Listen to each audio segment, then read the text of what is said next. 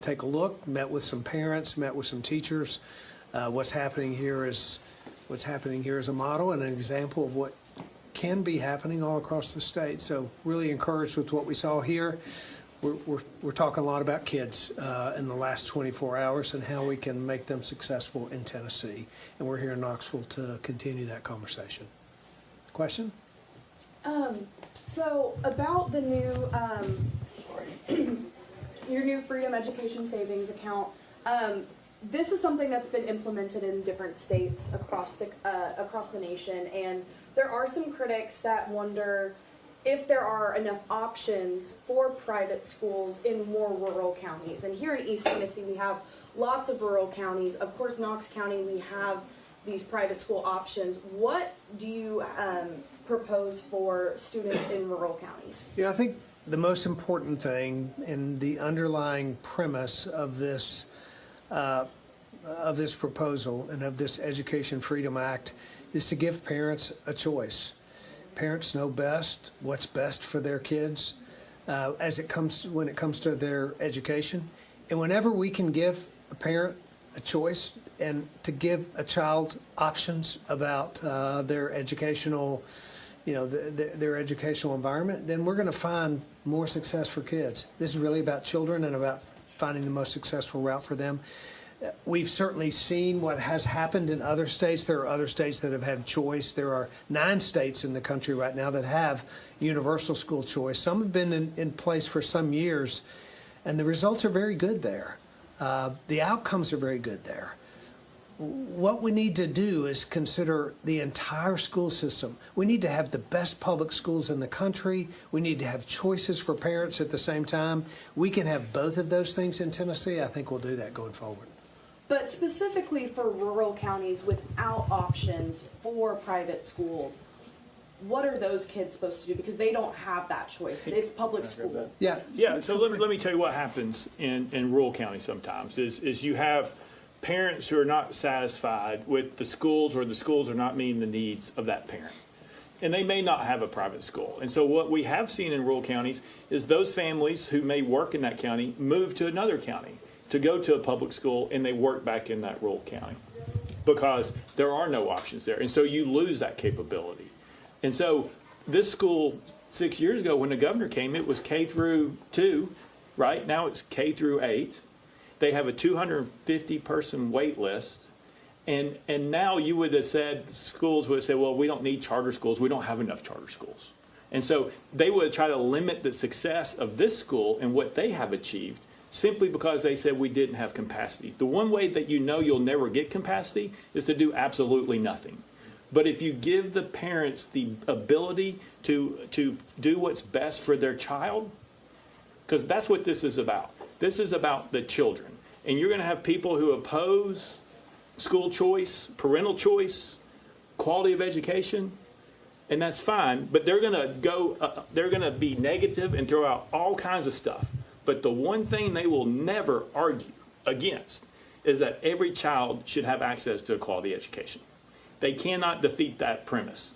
They cannot defeat the premise that kids currently, not all of them have the ability for a quality education.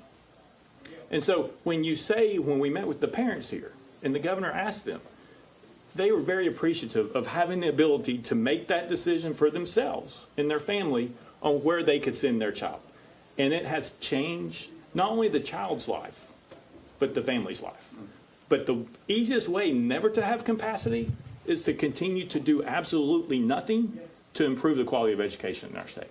Evan, you have a question? Governor Lee, so the first year of this proposed plan deals a lot with lower income families, households that make less than $20,000, but then year 2 is eligible to everybody. So with the future of this proposed plan, how would we continue to focus on those lower income families? Well, I think we have a priority schedule. So the way that works is we prioritize those with low income and those with disabilities. And once those priorities are met, and the students that want to access this program from that pool of students, then we continue to open it up. That's the way it should work. We need to make it available to those who need it most, and then ultimately make it available to all Tennessee families. One of the things that's really important and has been an important statistic for us is our current education savings account program that's in place and is serving thousands of kids in Tennessee right now. 91% of the parents that have utilized an education savings account are pleased with the academic outcomes of their child. 91% of the parents are pleased with that. That's what happens when you have choice and you give parents an option. They choose what they think is best for their kid. Turns out it is best for their kid.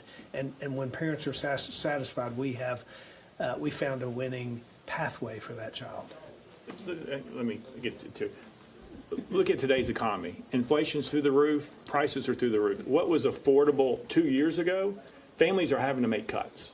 And so now they're deciding between what can I do, what can I not do. You have families who picked up another job so their kids could go to a private school.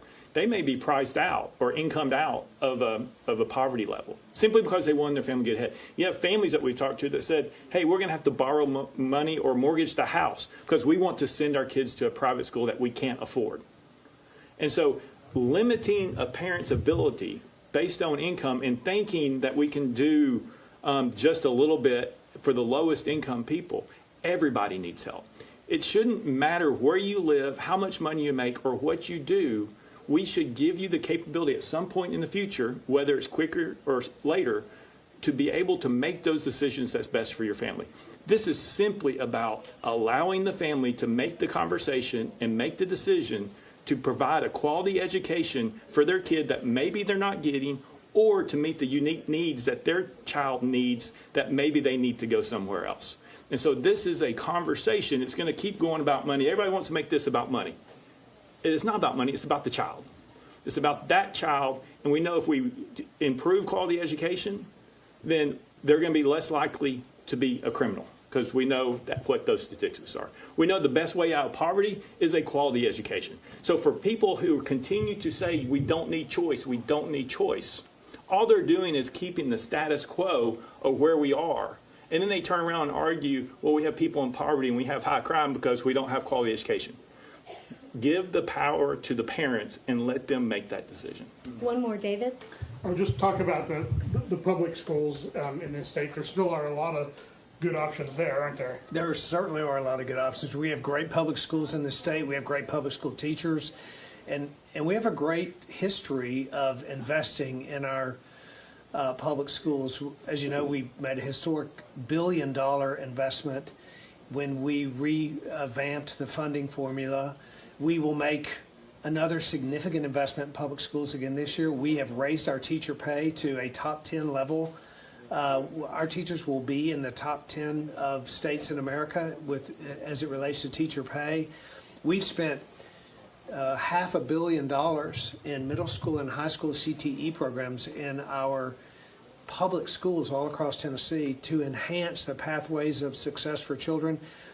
We believe that in order to have an environment for children that works for all families, that we've got to have strong public schools, we've got to continue to invest in them, and we've got to offer parents choice at the same time. When we do that, this is it's not a matter of choosing either or. It's both and Tennessee can do that. And when we do that, our students will rise ahead and find the success that they need.